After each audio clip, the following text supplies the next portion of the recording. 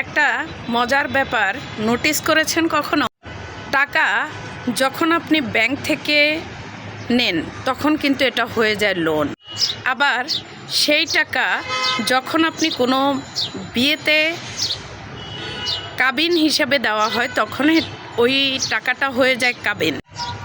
আবার সেম টাকাটাই যখন আপনি কোথাও জব করেন সেখানে যখন আপনাকে দেওয়া হয়, কোনো এমপ্লয়িকে দেওয়া হয়, তখন সেটা হয়ে যায় স্যালারি।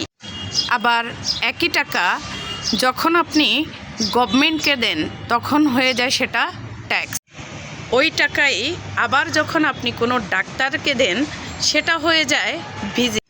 ওই টাকাই আবার যখন আপনি কোথাও কোনো মসজিদ, মাদ্রাসায় বা কোনো শিক্ষা খাতে যদি আপনি দেন তাহলে সেটা কিন্তু অনুদান। একইভাবে টাকার মূল্য কিন্তু এক এক জায়গায় এক একভাবে কিন্তু চলে আসে।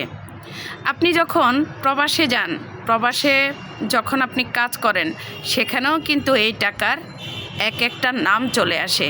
তাই আপনাকে আমি বলবো যে টাকা কোথায় না লাগে, টাকা প্রত্যেকের প্রয়োজন।